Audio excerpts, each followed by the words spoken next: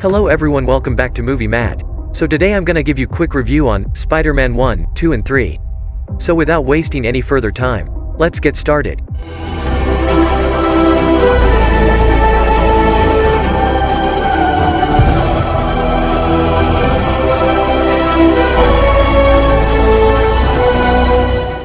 Parker, who is a nerdy high schooler.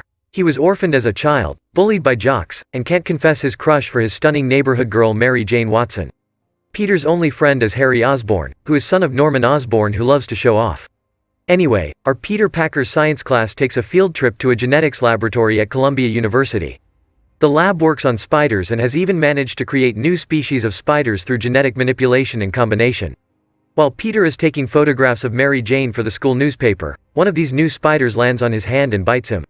Peter comes home feeling ill and immediately goes to bed. At the genetic level, the venom injected by the spider bite begins to work strange magic on Peter. On the other hand, General Slocum visits Oscorp to see the results of their new super soldier formula. When one of Norman's top scientists, Dr. Strom, warns him the formula is unstable, General Slocum threatens to pull all of the military's funding from Oscorp. Later that night, Norman exposes himself to the formula. He gains superhuman strength and agility but is driven insane. He kills Strom and steals two other Oscorp inventions. Peter wakes up the next morning feeling better than ever. He also learns his scrawny physique now ripples with muscles and his eyesight is perfect. At school that day, he learns he can shoot webs out of spinnerets in his wrists. He demonstrates his own new agility by catching Mary Jane in her food tray when she slips. That scene is 100% real though, no CG. So, move on to next. Peter believes he needs a car to impress Mary Jane but knows neither he nor the cash-strapped and retired Ben and May would be able to afford one. One night he spies an advertisement in the paper. A local professional wrestling league will pay $3,000 to anyone who can survive 3 minutes in the ring with their champion. Peter takes part in it and tells his name as Human Spider. Peter not only survives the wrestling match, he defeats Bonesaw in 2 minutes. But the promoter pays Peter only $100. Angry at being gypped, Peter stands aside as an armed robber holds up the promoter. However, when he gets out to the street, he discovers the robber fatally wounded Ben and stole his car. Peter is inspired by Ben's admonition to use his spider powers for the greater good. He designs a new costume and swings around New York. Peter, Harry and Mary Jane graduate from high school and move to Manhattan. Mary and Harry start seeing one another. Peter sees Jameson's advertisement for good photos of Spider-Man and, webbing his camera in convenient places, gets excellent photos of his own heroic actions. Although Jameson doesn't pay well, he agrees to buy more of Peter's photos. Now our villain Green Goblin, he attacks Oscorp's annual Unity Day street fair and kills the board of directors. His attack also endangers Mary Jane. Spider-Man fights off the Goblin and rescues Mary Jane, when she nearly falls to her death. Mary Jane finds herself falling in love with Spider-Man. Later then Goblin gets Spider-Man into a trap and tells him to subscribe this channel. Just kidding. Goblin actually tells Peter to be on his side and gives him few days to think about it.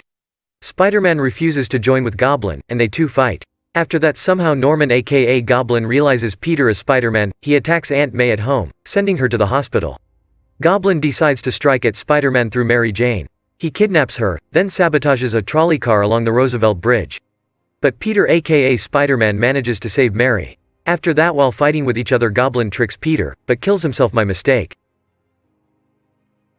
Norman asks Peter not to tell Harry about the Green Goblin. Spider-Man takes Norman's body back to his penthouse apartment. Harry sees them and blames Spider-Man for Norman's death. And that's the end of first part. In second part, Peter Parker is finding his double life increasingly difficult, precariously struggling to balance his crime-fighting duties as Spider-Man with the demands of his normal life. He loses a job delivering pizzas in Manhattan, faces financial difficulties. Pizza time. Harry, now head of Oscorp's research division, has invested in the research of brilliant scientist Otto Octavius, Peter's idol. Who gas artificially intelligent mechanical arms made to perform a sustained fusion experiment, which are impervious to heat and magnetism. Somehow experiment fails and Octavius' wife gets killed. The neural inhibitor chip which prevented the advanced AI of the arms from influencing Octavius's own mind is destroyed. The tentacles begin to corrupt Octavius' mind and he decides he must complete his experiment at any cost. Doc Ock aka Octavius attempts to rob a bank where Peter Parker and his Aunt May happen to be present. Doc Ock takes Aunt May as a hostage. Peter manages to save Aunt May but somehow Octavius escapes unharmed. After that, during a party, Peter learns that MJ is planning to marry J. Jonah Jameson's son, John Jameson, an astronaut. Shortly after, Peter loses his powers while web-slinging across town. Meanwhile, Octavius rebuilds his experimental reactor. No way Peter tries to live his life normally without superpowers. Meantime, Doc Ock has completed rebuilding his reactor, and needs one final item, tritium, a rare metal which fuels the reactor. He goes to Harry Osborn for it, dangling him over the edge of the Osborn mansion balcony when he refuses. Harry agrees to give Ock what he needs in exchange for capturing Spider-Man. Mary Jane meets Peter in a coffee shop to ask if he still loves her.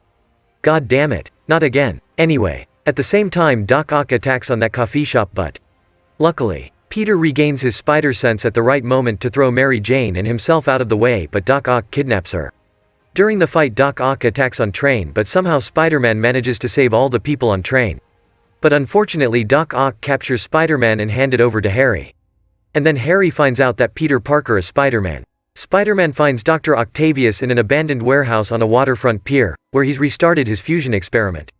After battling with Doc Ock, Spider-Man manages to stun the villain with an electric shock. Peter then reveals his true identity to Octavius and pleads with him to stop the machine. And just like that, Octavius becomes a good guy and uses his mechanical arms to collapse the floor of the building, successfully drowning the device at the cost of his own life.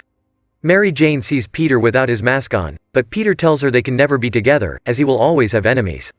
Across town, Harry decides to kill Spider-Man aka Peter Parker. Later on Mary runs away from her wedding and finds Peter and tells him she finally loves him now. Again? And that's the end of second part. Let's begin with third part. Peter and Mary both go to the park at the same time. While they are talking, unknown to them, a strange, black substance crawls out of the meteor, attaching itself to Peter's moped as he and MJ leave. Meanwhile, Flint Marko, an escaped convict, climbs through his sick daughter's bedroom window and watches her sleep, but his wife tells him to leave. Peter arrives at his Aunt May's apartment and tells her that he is planning to propose to MJ. Aunt May hands him her wedding ring as a gift for MJ.